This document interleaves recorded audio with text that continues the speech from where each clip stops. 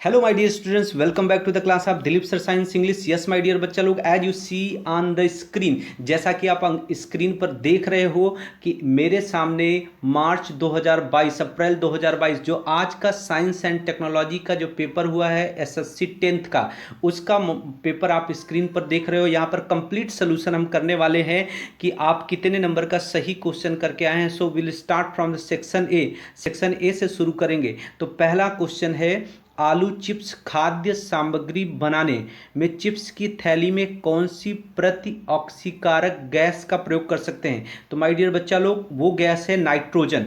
Yes, option number D right है। Nitrogen gas antioxidant के रूप में यूज की जाती है, क्योंकि ये जो आलू के चिप्स वेफर्स हैं वो डीप फ्राइड होते हैं, वसा में बने हुए फैट वाली चीज़ें हैं जो बहुत ही जल्दी ऑक्सीडाइज होकर ख़राब हो जाती हैं, उनमें विकृत गंधिता आ जाती है। उससे बचाने के लिए नाइट्रोजन गैस को चिप्स की थैलियों में रखा जाता है जिससे ये खराब ना हो। सेकेंड नंबर का ऑप्शन का सवाल है कि ब्यूटेनोन चतुर कार्बनिक यौगिक है जिसका प्रक्रियात्मक समूह है। यस माय डियर बच्चा लोग, कीटोन। ऑप्शन नंबर सी सही है, क्योंकि ओन प्रत्यय जुड़ा हुआ है इसलिए ये क्या है, कीटोन। कीटोन में ही ओन प्रत्यय आता है।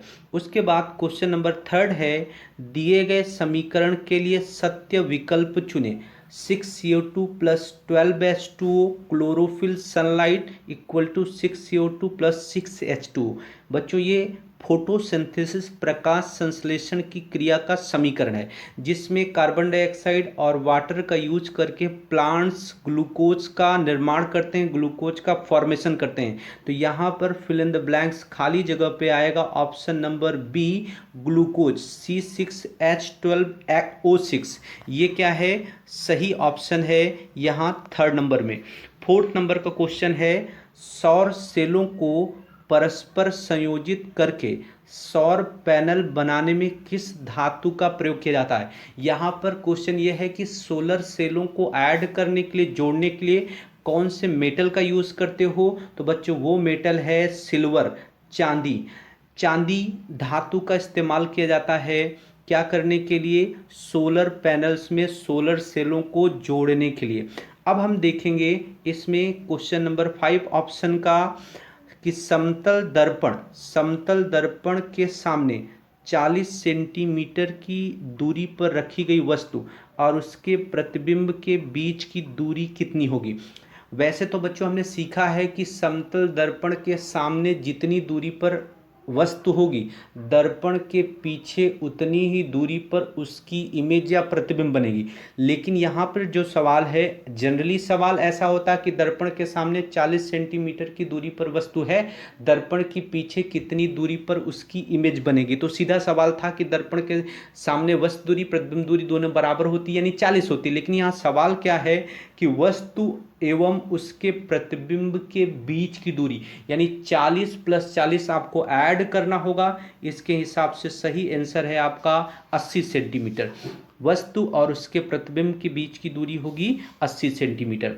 अगला सवाल है कि सामान्य दृष्टि के वयस्क के लिए सुस्पष्ट दृष्टि की अल्पतम दूरी या न्यूनतम दूरी लगभग सबको पता है। ये सवाल है 25 सेंटीमीटर। सामान्य दृष्टि के वयस्क व्यक्ति के लिए स्पष्ट दृष्टि की जो अल्पतम दूरी है वो कितनी होती है, 25 सेंटीमीटर। अब बच्चों यहाँ पर फिल इन द ब्लैंक्स खाली जगह के सवाल करने हैं कि वनस्पति तेल में से वनस्पति घी बनाने के लिए कौन से उत्प्रेरक का उपयोग किया जाता है। Nickel, calcium, carbon. तो राइट आंसर है बच्चे निकिल। निकिल उत्प्रेरक की उपस्थिति में वनस्पति तेल से वनस्पति घी बनाने की हाइड्रोजिनेशन प्रक्रिया होती है। आठवां सवाल है, तत्व की इलेक्ट्रॉनिक विन्यास 282 है। 282 को अगर आप प्लस करो तो ये होता है 12, और ये मैग्नीशियम तत्व है जिसकी परमाणु क्रमांक परमाणु संख्या 12 होती है, और परमाणु संख्या अगर 12 है तो ही उसका इलेक्ट्रॉनिक विन्यास क्या होगा, 282। इसके बाद हम लोग नेक्स्ट क्वेश्चन पर चलेंगे।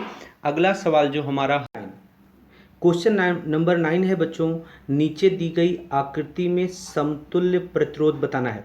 तो बच्चों जो हम यहाँ आकृति देख रहे हैं ये श्रेणी क्रम संयोजन है, और श्रेणी क्रम संयोजन में जो समतुल्य प्रतिरोध का फार्मूला होता है वो होता है R बराबर R1 प्लस R2, यानी सीधे सीधे इन प्रतिरोधों को मान को ऐड कर देंगे, जोड़ देंगे तो 2 + 2 हो जाएगा 4, यानी इसमें तीसरा ऑप्शन 4 ओम होगा समतुल्य प्रतिरोध। अब इसके बाद जो अगला हमारा क्वेश्चन है, क्वेश्चन नंबर 10। क्वेश्चन नंबर 10 है मनुष्य की कायिक कोशिका में गुणसूत्र की जोड़ियाँ। तो जोड़ी पूछा है तो जोड़ी बच्चों होगी 23 जोड़ी गुणसूत्र होते हैं। वैसे पूछा होता कितने गुणसूत्र है तो टोटल तो हम 46 लिखते, लेकिन जोड़ी में पूछा है, कन्फ्यूजन में हम गलत कर सकते हैं क्योंकि हमें पता है मनुष्य में 46 गुणसूत्र होते हैं। तो गुणसूत्रों की संख्या जोड़ी में कितनी होगी 23।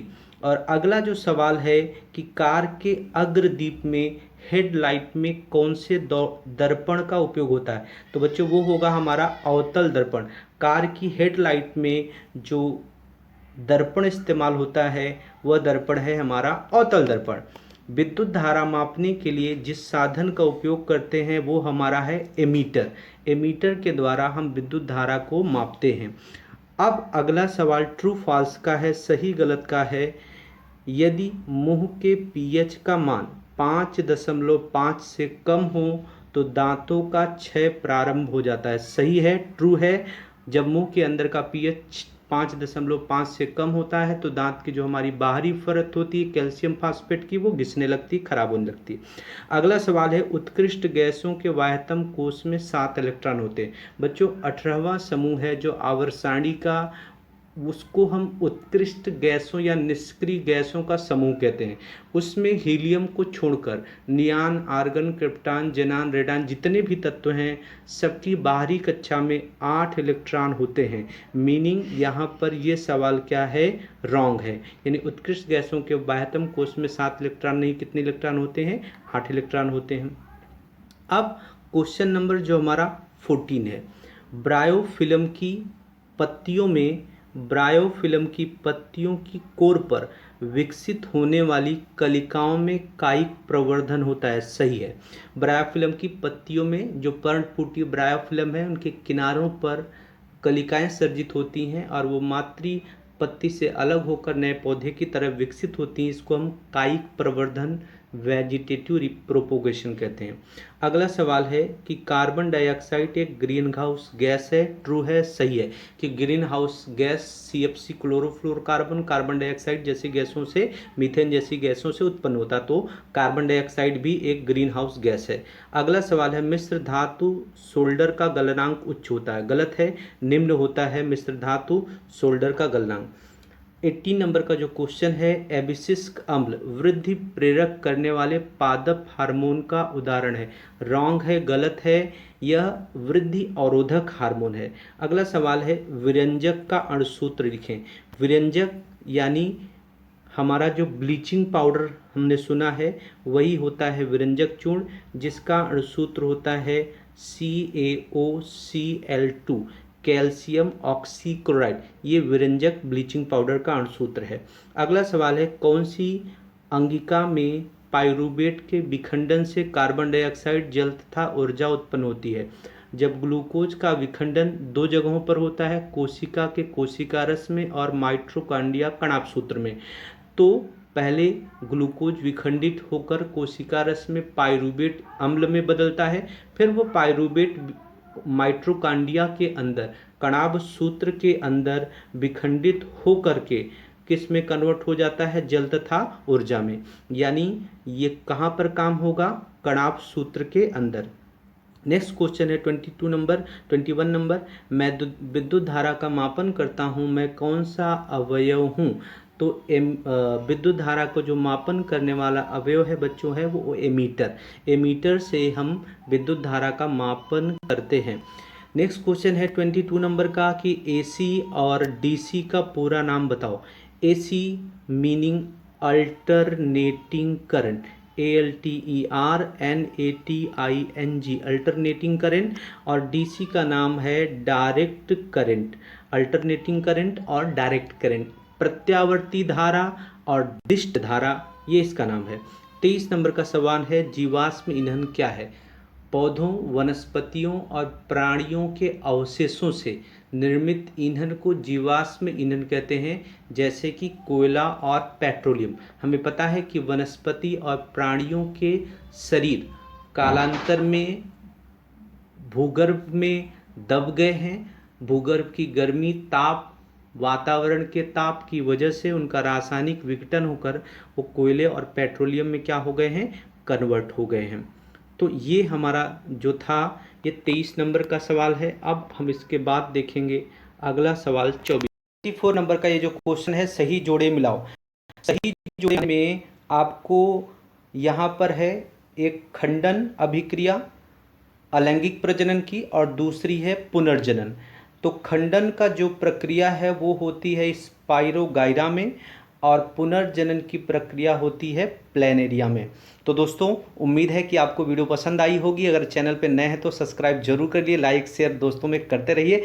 और बाकी की जो सेक्शन बी और दूसरे सवाल हैं तो आपको डायरेक्ट ही बोर्ड में बुक में मिल जाने वाले हैं, इसमें कोई दिक्कत नहीं है। So thank you for watching the video till then.